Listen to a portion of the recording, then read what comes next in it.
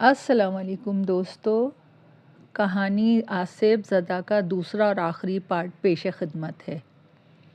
جی امی، اس نے ہکلا کے جواب دیا۔ اوپر آنا، تمہاری مدد کی ضرورت ہے۔ عابدہ بیگم کی بات سنتے ہی ہنا چھت کی سیڑھیاں چڑھنے لگی، جبکہ صحن میں ہوا پھر سے چلنے لگی جس کے باعث جھولا ہلنے لگا، مگر جھولے کی حرکت دیکھ کر ایسا محسوس ہو رہا تھا جیسے کوئی جھولا جھول رہا ہو۔ رافعہ چھت کا کام سمیٹ کر آئی تو واجد آنکھیں ملتا صحن میں آیا۔ نیند پوری ہو گئی میرے بیٹے کی؟ رافعہ نے اسے پیار کرتے ہوئے کہا۔ ابھی ان ماں بیٹے کے لاڈ ہی جاری تھے کہ پڑوسی اپنے بچوں سمیت گھر میں داخل ہوئے۔ تمام بڑے ڈرائنگ روم میں بیٹھ گئے، گپ شپ میں مصروف تھے، جبکہ ان کے بچے واجد کے ساتھ صحن میں کھیلنے لگے۔ بچے بال کو ایک دوسرے کی جانب اچھالتے اور پکڑتے۔ اچانک حمزہ نے بال واجد کی طرف ذرا اونچی اچھالی پھینکی تو وہ اس کے اوپر سے گزر کے پیچھے کمرے میں جا گری۔ واجد بھاگا کمرے کی طرف گیا، جبکہ باقی بچے صحن میں پڑی سائیکل دیکھنے لگے۔ واجد جب سامنے کمرے کے دروازے پہ پہنچا تو بال اچھلتی ہوئی سامنے دیوار سے ٹکرائی اور کمرے کی لائٹ بند تھی، جس کے سبب باہر سے آتی روشنی میں واجد کا سایہ کمرے کے سامنے والی دیوار تک جا رہا تھا۔ واجد جیسے ہی بال کے پاس آیا، وہ دائیں طرف سرک گئی۔ واجد نے بال کو دیکھا اور اس کے پیچھے پھر بھاگا۔ اس بار بال بائیں طرف سرک گئی۔ واجد بال کے پیچھے کمرے کے آخری کونے تک پہنچا، جہاں بال سرکتی کسی کالے حیولے سے ٹکرائی۔ واجد نے منہ اٹھا کر اس حیولے کو دیکھا تو وہ بالکل خوفزدہ نہ ہوا، بلکہ اس وجود نے اسے دیکھتے ہوئے بال پکڑائی اور واجد نیند جیسی کیفیت میں باہر آنے لگا۔ وہ باہر آیا تو پڑوسی گھر جانے کو تیار تھے۔ ان کے بچوں نے واجد کو ہاتھ ہلایا اور باہر جانے لگے، مگر واجد ہوش حواس کی دنیا سے عاری نظر آیا۔ وہ بال تھامے سب کی نظروں سے بچتا بچاتا سیڑھیاں چڑھتا چھت پہ جانے لگا۔ رافعہ بیٹھک میں میز صاف کرتے ہوئے اچانک رکی اور سب سے مخاطب ہوئی۔ واجد کہاں ہے؟ اس کی بات سن کر سب چونکے اور واجد، جو کہ کافی دیر سے کسی کو نظر نہیں آیا تھا، اسے گھر میں ڈھونڈنے لگے۔ پورا گھر چھان مارا، مگر واجد کہیں نظر نہ آیا۔ ہاجرہ بی بی حنان کو اٹھائے کسی خوفناک اندیشے کا شکار تھیں، تقریباً رونے والی تھیں، جب عابدہ بیگم اچانک بولیں، چھت پر بھی دیکھو۔ رافعہ فوراً بھاگتی چھت پر گئی اور آگے کا منظر دیکھ کر اس کا رنگ پیلا پڑنے لگا۔ اس دوران باقی سب بھی پہنچ گئے اور واجد کو دیکھ کے ششدر رہ گئے۔ واجد چھت کی دیوار پہ چڑھا تھا۔ جگہ کم ہونے کے باعث وہ اپنے ایک پاؤں کے آگے دوسرا پاؤں رکھتا کسی سرکس میں ہونے والے کرتب کی طرح پوری دیوار پہ چل رہا تھا، جبکہ بال پاس پڑی ہوئی تھی۔ رافعہ یہ منظر دیکھ کے خوف سے کانپ اٹھی۔ اگر واجد کا ذرا سا بھی پیر ہلتا تو وہ گلی میں جا پڑتا اور اسے پکڑنے کے لیے جانے لگی۔ تو عابدہ بیگم نے حاضر دماغی کا مظاہرہ کرتے ہوئے اس کا بازو پکڑ کے روکا۔ جیسے ہی واجد کی پشت رافعہ کی طرف ہوئی، عابدہ بیگم کے اشارے پر اس نے پھرتی سے واجد کا بازو اپنی طرف کھینچا اور اسے گود میں پکڑ لیا۔ رافعہ کی گود میں آتے ہی واجد بے ہوش ہو گیا اور اس کے بعد جو افراتفری مچی، اس میں واجد کو ڈاکٹر کے پاس لے جا کر واپس گھر آنے تک کا دورانیہ بھی شامل تھا۔ واجد کی بے ہوشی کی وجہ بھی خوف کی شدت بتائی گئی۔ فاریہ اور واجد کی ایک سی حالت پہ رافعہ نے کئی سوال کر ڈالے، جس کے جواب میں ہاجرہ بی بی اور عابدہ بیگم نے اسے کمرے کے متعلق تمام حقیقت بتا دی۔ ہنا واجد، فاریہ کی حالت دیکھنے اور اپنے گھر والوں کی باتیں سننے کے بعد تہیہ کر لیا کہ وہ ان سب کا خاتمہ کر کے چھوڑے گی۔ وہ سوچنے لگی کہ اتنا سب کچھ ہونے کے باوجود اس کے گھر والے ان سب کا کوئی حل تلاش نہیں کر رہے، مگر اپنے ناتجربے کار دماغ میں وہ یہ خیال لا ہی نہ پائی کہ تجربے کو ہمیشہ فوقیت حاصل ہوتی ہے۔ عابدہ بیگم 2 ہفتے کے بعد ہونے والے اس واقعے کے متعلق پریشان نظر آئیں۔ انہوں نے غور و فکر شروع کر دیا۔ انہیں ہنا میں غیر معمولی حرکات و سکنات اور مشاہدے کی عادت نظر آئی۔ ہنا خود کو کسی کی نظروں میں لائے بغیر غور و فکر میں مصروف تھی، جبکہ عابدہ بیگم ہنا پہ خاص توجہ دینے لگی۔ ہنا نے وضو کر کے حجاب لیا اور جائے نماز لے کے کچن کے ساتھ والے کمرے میں جانے لگی۔ हिना कहाँ जा रही हो? हाजरा बीबी ने हिना को आवाज़ दी। दादी नमाज़ पढ़ने जा रही हूँ, हिना ने रुकते हुए जवाब दिया। तो साथ वाले कमरे में पढ़ लो, आबदा बेगम ने ऐसे साजिश निगाहों से देखते हुए बोली। नहीं अम्मी, मैं वहीं पढ़ूंगी।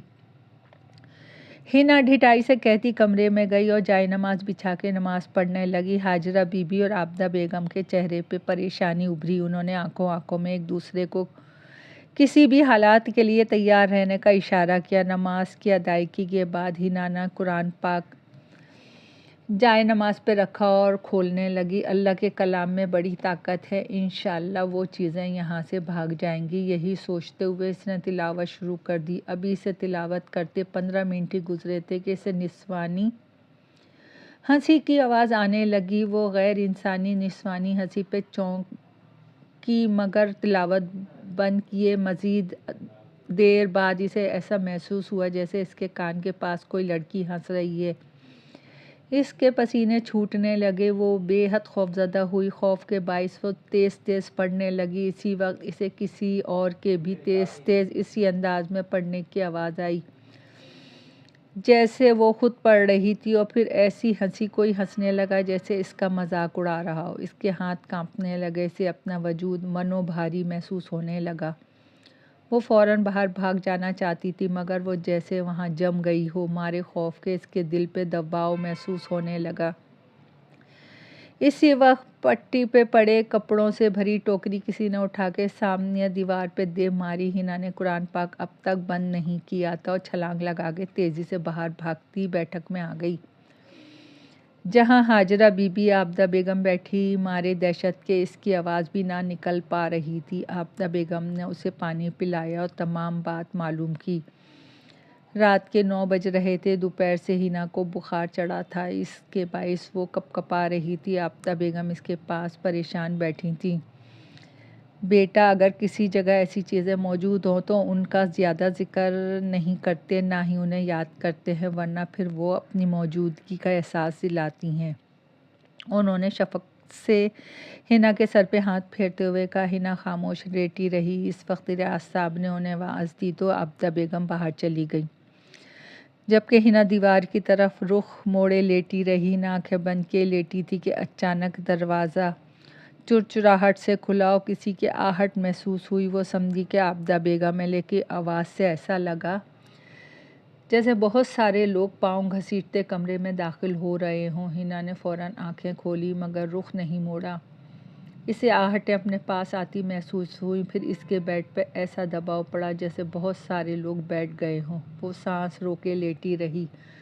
अचानक ही कई औरतों की आवाज़ें आने लगीं जो किसी और ही ज़बान में बात कर रही थीं। हिना को अपनी रूह जिस्म से निकलती हुई महसूस हुई। वो चीखना चाहती थी, मगर आवाज़ इसके हलक से निकलने को तैयार ना थी। यकदम इसकी आवाज़ में गज़बनाक लहजा इख्तियार करते हुए ऊंची हो गई। हिना को अपनी मौत पक्की नज़र आने लगी। वो शदीद वहशत में घिरी सिसकने लगी। इतने में इसके कंधे पे किसी ने दबाव डाला। वो पूरे ज़ोर से चीखी, हिना क्या हुआ? मैं हूँ। आबदा बेगम ने उसे झंझोड़ा तो वो उनके गले लग के रोने लगी। हिना की हालत देखते हुए आबदा बेगम रात इसके पास ही रुक गईं और इसके सोने का इंतज़ार करने लगी। जैसे ही वॉल क्लॉक पे 12 बजे, रात की गहरी सियाह चादर हर शय को ढांपते हुए तारीकी का राज वाज़े करने लगी। हर तरफ रूह फरासा सन्नाटा और साकिन माहौल था। हिना और आबदा बेगम एक ही कमरे में सो रही थी। हिना की अचानक आंख खुली तो हर तरफ अंधेरा ही अंधेरा था। इतनी गहरी तारीकी में इसे अपना दम घुटता हुआ महसूस हुआ। अम्मी, उसने आवाज़ दी, मगर कोई जवाब ना आया। उसने इर्द गिर्द हाथ से टटोला तो वहाँ भी कोई ना था। मैं अकेली हूँ, ये ख्याल आते ही इसके असाब चटकने लगे। अचानक ही इर्द गिर्द बेशुमार लाल आंखें इसे खुद पर मरकूज नज़र आईं। उसके पलंग के एक गिर्द दायरे की शक्ल में बेशुमार लोग खड़े उसे अपनी सुर्ख आंखों से घूर रहे थे और साथ ही खौफनाक आवाज़ें निकालने लगे। अम्मी, वो पूरे ज़ोर से चीखी और उठ बैठी। क्या हुआ? आबदा बेगम हड़बड़ा के उठ बैठी। हिना को चंद लम्हे संभलने में लगे, जिसके बाद उसे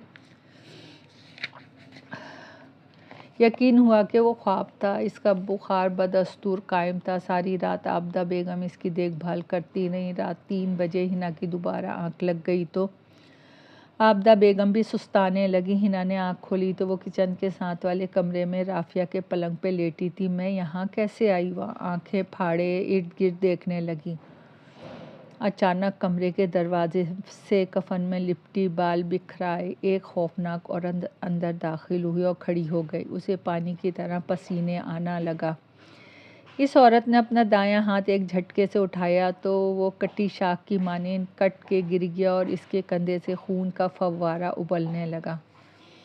ہنا اس منظر کی تاب نہ لاتے ہوئے اپنا منہ چھپانے لگی، مگر وہ اپنے ہاتھوں کو حرکت نہ دے پائی۔ اسی وقت وہ عورت ہنا کو دیکھ کے مسکرائی اور اپنا بایاں ہاتھ سے اسے اپنے پاس آنے کا اشارہ کیا۔ ہنا کے پیر خود بخود اس کی جانب چلنے لگے۔ نہیں نہیں، وہ اپنے پیروں کو روکنے کی کوشش کرنے لگی، مگر وہ اس عورت کی طرف قدم اٹھاتی رہی۔ نہیں، وہ چیخ کر بولی۔ ہنا، کیا ہوا؟ اٹھو، آنکھیں کھولو بیٹا۔ عابدہ بیگم پاگلوں کی طرح ہنا کو ہلانے لگی، مگر وہ اس خواب کو دیکھتے ہی ہوش و خروش کی دنیا سے عاری ہو چکی تھی۔ صبح ہوتے ہی ریاض صاحب قاری صاحب کو گھر لائے اور ہنا پہ دم کروایا۔ اس کے علاوہ انہوں نے پانی میں ملا کے نقش پلانے کو کہا اور ساتھ وظیفہ بھی دیا۔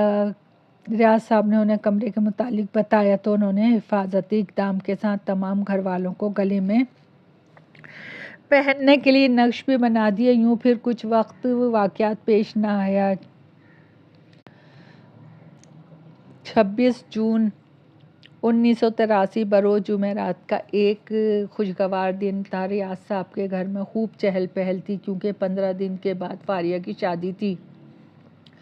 عابدہ بیگم خوشی سے نہال تھیں۔ ایک تو ان کی بیٹی کی شادی، دوسرا ان کا بیٹا عمر بھی سعودی عرب سے بہن کی شادی میں شرکت کے لیے آیا ہوا تھا۔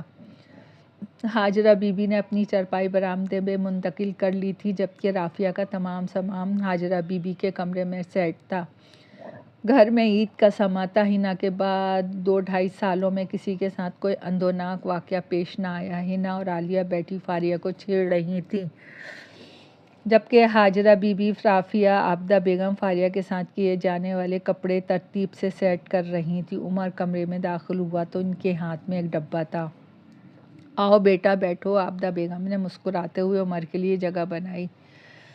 امی، یہ میری طرف سے فاریہ کے لیے تحفہ ہے، عمر نے ڈبہ کھولتے ہوئے کہا۔ ڈبے میں 5 تولے سونے کا ایک خوبصورت سیٹ تھا۔ عمر نے وہ سیٹ فاریہ کو پکڑایا اور اس کے سر پہ پیار دے کے واپس عابدہ بیگم کے پاس بیٹھ گیا۔ جیتے رہو، خوش رہو، اللہ عمر دراز کرے، کبھی رزق میں تنگی نہ آئے۔ ہاجرہ بی بی نے عمر کو پیار کرتے ہوئے دعا دی۔ بیٹا، کتنے دن اور یہاں رہنے کا ارادہ ہے؟ عابدہ نے ہاتھ روکتے ہوئے عمر سے سوال کیا۔ امی، ابھی 2-2.5 ماہ ہوں ادھر، کمپنی تو صرف 1 مہینے کی چھٹی دے رہی تھی، مگر میں نے زیادہ لے لی تاکہ میں کچھ وقت اپنے گھر والوں اور بیوی بچوں کے ساتھ گزار سکوں، عمر نے عابدہ بیگم کا ہاتھ دباتے ہوئے کہا۔ اچھا کیا، عابدہ بیگم نے پیار سے اس کی پیشانی چومی۔ رافیہ، بات سننا ذرا، عمر نے مسکراتے ہوئے رافیہ سے کہا تو وہ اس کے پیچھے کمرے سے باہر چل پڑی۔ عمر نے کچن کے ساتھ والے کمرے میں قدم رکھا تو وہ اسے نہایت پرسکون اور ٹھنڈا لگا۔ شاید گرمی نے وہ کمرہ اسے رہنے کے لیے بڑا معقول لگا، کیونکہ وہ حیرت انگیز طور پہ گھر کے تمام کمروں سے زیادہ ٹھنڈا تھا۔ اس اچھے خاصے کمرے کو اسٹور کس نے بنا دیا؟ وہ خود کلامی کرتا ہوا اپنے سوٹ کیس کے پاس آیا۔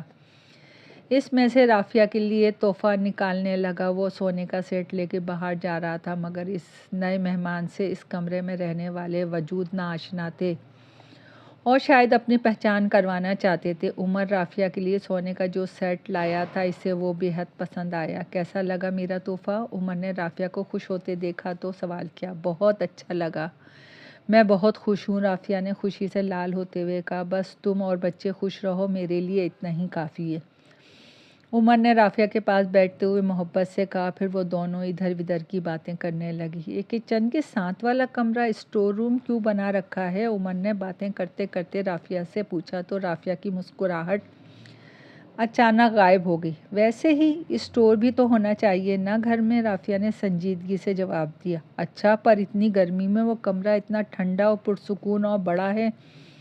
मुझे तो बड़ा पसंद आया, उमर ने ड्रेसिंग टेबल पर परफ्यूम चेक करते हुए कहा और राफिया की तरफ देखा तो इसका रंग पीला पड़ रहा था। क्या हुआ, इतनी परेशान क्यों हो गई? उमर ने राफिया के तासुरात देखे तो इससे पूछा। नहीं, कुछ नहीं, राफिया ने खुद को नॉर्मल करते हुए कहा।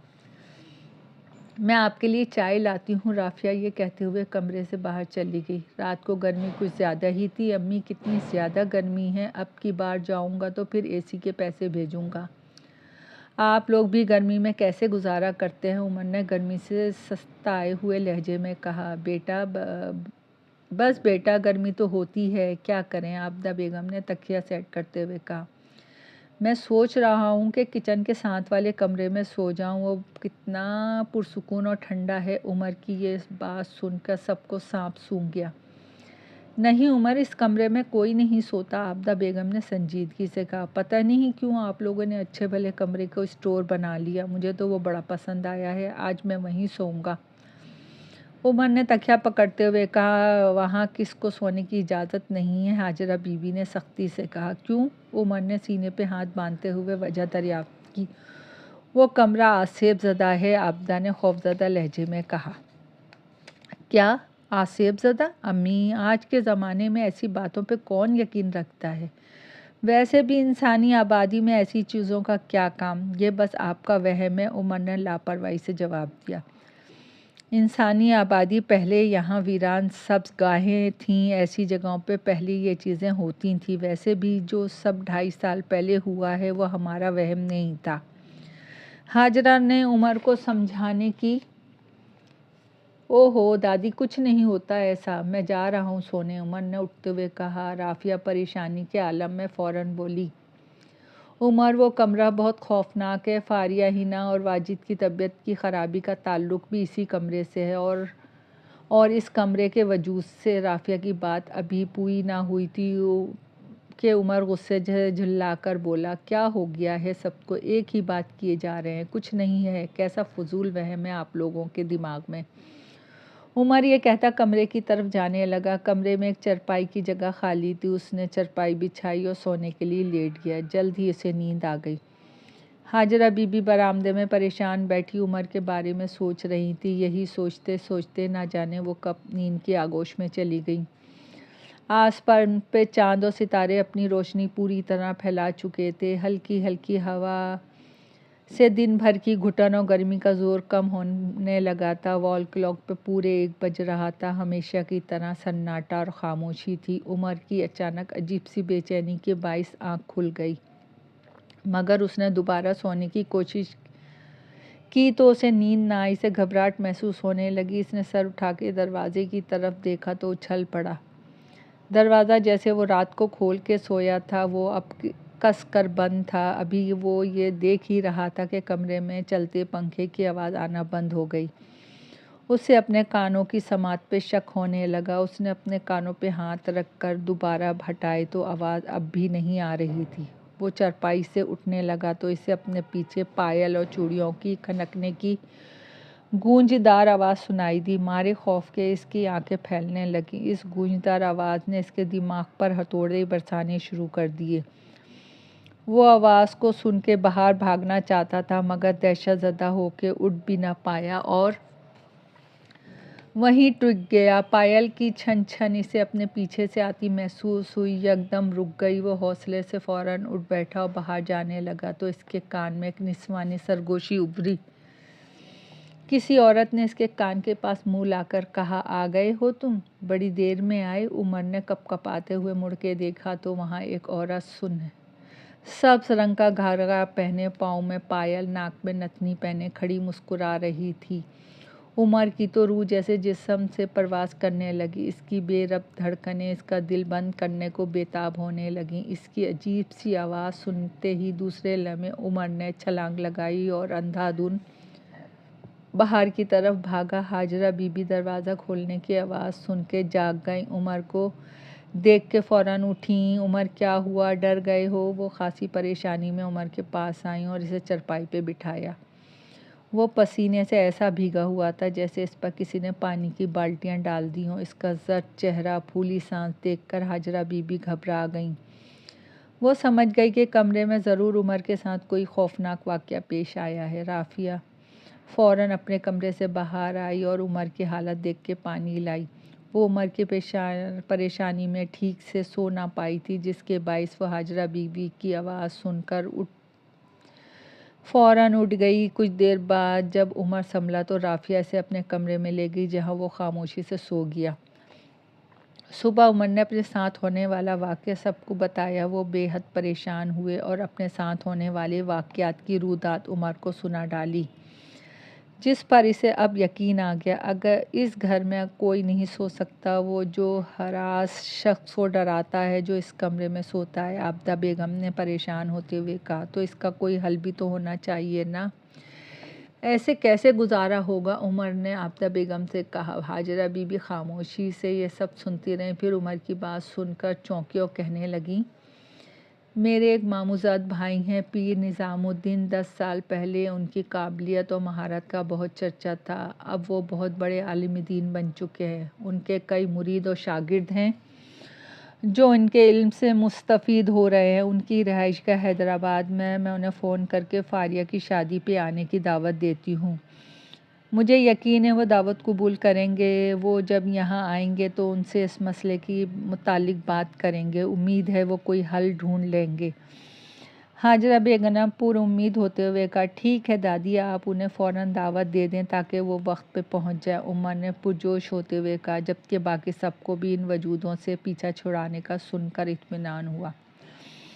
ہاجرہ بی بی نے فوراً ہی پیر نظام الدین کو فون کیا اور اپنی پوتی کی شادی کی دعوت دی، تو انہوں نے مبارکباد دیتے ہوئے خندہ پیشانی سے دعوت قبول کر لی۔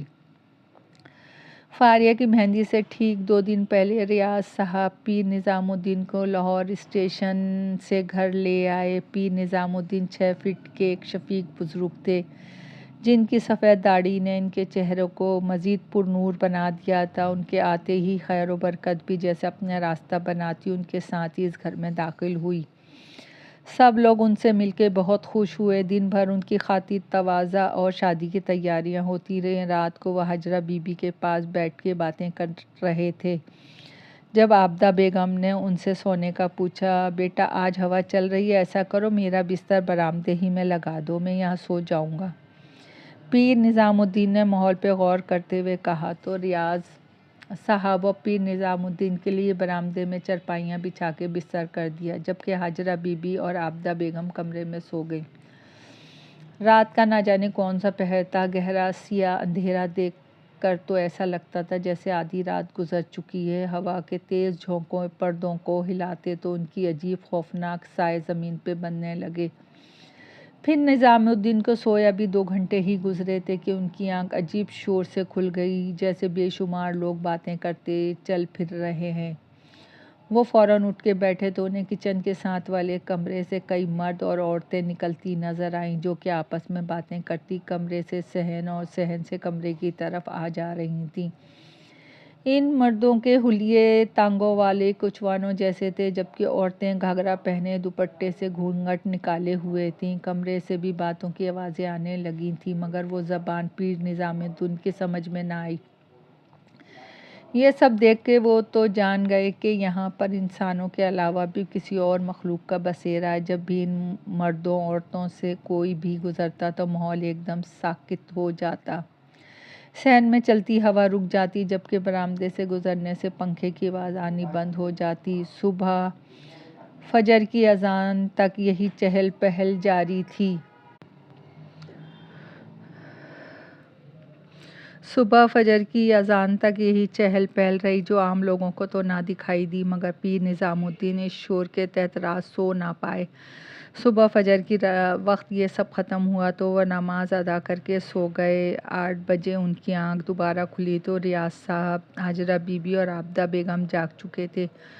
وہ چارپائی پہ اٹھ کر بیٹھ گئے اور گہری سوچوں میں گم ہو گئے۔ ان سب نے انہیں سلام کیا اور عابدہ بیگم ناشتہ بنانے کچن میں چلی گئیں، جبکہ ہاجرہ بی بی اور ریاض صاحب مونڈے لے کر پیر نظام الدین کے پاس بیٹھ گئے۔ ہاجرہ بی بی نے انہیں गुमसुम देखा तो मुतफक्किर हुई। पीर साहब, सब खैरियत तो है, आप इतने खामोश क्यों हैं? ये बात सुन के पीर साहब मुस्कुराए और जवाब दिया, हाजरा, यहाँ तो ख़ानदानों के ख़ानदान रहते हैं। रात को तो बड़ी रौनक होती है, यहाँ तांगे वाले और घाघरे वालियाँ फिरती हैं। हाजरा बीबी समेत बाकी सब भी ये बात सुन के दहल गए। आबदा बेगम भी किचन से बाहर आ गईं। इस बात का क्या मतलब है? हाजरा बीबी ने थूक निकलते हुए पूछा। देखो हाजरा, इस कायनात में रब्बुल इज़्ज़त ने जब मखलूक़ात की तख्लीक की तो उनमें जिन्नात और इंसानों को बनाया और उनके अलग अलग दुनिया बनाई। इंसानों की तरह जिन्नात भी कुछ अच्छे जिन्नात होते हैं और कुछ शैतान। जो जिन्नात इस कमरे में बसेरा किए हुए हैं वो मुझे मुसलमान लगते हैं, क्योंकि वो सिर्फ इस कमरे ही नहीं बल्कि पूरे घर में चलते फिरते हैं और किसी को तंग किए बगैर अपनी दुनिया में खामोशी से मगन रहते हैं। अगर उनका ज़िक्र बार बार किया जाए तो फिर वो आम लोगों के सामने भी ख़ुद को ज़ाहिर करते हैं और फिर इंसानों का वहाँ रहना नामुमकिन हो जाता है। पीर निज़ामुद्दीन खामोश हुए। सब सांस रोके इनकी बातें सुनते रहे। तभी रियाज साहब बोले, तो क्या हम उन्हें यहाँ से भगा नहीं सकते? वो हमारे घर पे काबिज़ हैं। ये बात सुन के पीर निज़ामुद्दीन ने रियाज साहब की तरफ देखा और कहने लगे, काबिज़ तो तुम लोग उनके घर पे हो, वो तो सदियों से यहाँ मुकीम है, कई नस्लें उनकी यहाँ परवान चढ़ी हैं। शायद यहाँ आबाद होने से पहले वो किसी दरख्त वगैरह पे क़याम पजीर हों जिनकी जगह ये कमरा बना हो। दरख्त की बात सुन के रियाज साहब के दिमाग में झमाका सा हुआ। उन्होंने पीर निज़ामुद्दीन को बताया कि यहाँ पर एक बूढ़ा बरगद का दरख्त था जिसे उखाड़ के ये कमरा बनाया गया है। कुछ देर खामोशी के बाद आबदा बेगम बोली, पीर साहब, वो हमें डराते और तंग करते रहते हैं, हम उनके साथ कैसे गुजारा कर सकते हैं? कुछ बुरा ना हो जाए। वो खासी परेशानी और खौफज़दा नज़र आईं। बेटी, अगर किसी का घर हमेशा के लिए ख़त्म किया जाए तो इसका गुस्सा करना फितरी अमल है। उन्होंने इन वाक़ये के ज़रिए सिर्फ अपना गुस्सा दिखाया था, जिसके बाद वो बग़ैर किसी को नुकसान पहुँचाए अपनी दुनिया में मगन हो गए हैं और रात को वहाँ सोने से इनके रास्ते में रुकावट डलती है। बस अगर वो समझौता कर चुके हैं तो आप लोग भी कर लें और दोनों अपनी ज़िंदगियों में मगन एक दूसरे से बेपरवाह रहें। अल्लाह का ज़िक्र शामिल हाल रखें, इंशाअल्लाह कुछ नहीं होगा। उनकी बात समझ के सब खामोश हो गए। फारिया की शादी धूमधाम से हो गई। पीर निज़ामुद्दीन भी वापस हैदराबाद चले गए। फिर इस घर में खुशियों के रक़्स में कई डोलियाँ सजीं, शहनाइयाँ बजीं, जबकि मातमी गूंजों में कई जनाजे भी उठे। मगर इन मखलूक़ात ने और इंसानों ने फिर कभी किसी की ज़िंदगी में मुदाखलत नहीं की। फिर कोई वाक़या रूनुमा ना हुआ। 26 जून 2021 बरोज़ इतवार का एक खुशगवार पुरसुकून दिन था। उमर इस वक्त 68 साल का था और अपने पोता पोतियों के साथ एक खूबसूरत ज़िंदगी गुजार रहा था। हाजरा बीबी, आबदा बेगम, रियाज साहब अब इस दुनिया में नहीं रहे। आलिया, हिना, फारिया शादीशुदा थीं, जबकि फारिया तो नानी भी बन चुकी थी।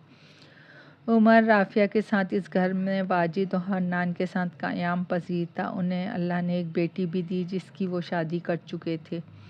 किचन के साथ वाला कमरा अब भी स्टोर बना रखा है, जबकि ज़्यादातर बंद ही रहता है। मगर इन 40 सालों में किसी ने भी दोबारा इन वजूद की मौजूदगी महसूस ना की और ना ही किसी ने इतने सालों में इनका ज़िक्र छेड़ा। लेकिन एक दिन हन्नान को तजस्सुस हुआ कि ये कमरा ज़्यादातर बंद क्यों रहता है। दोस्तों, कहानी ख़त्म हुई। पसंद आए तो लाइक और सब्सक्राइब कीजिएगा। आपकी दुआओं की तलबगार।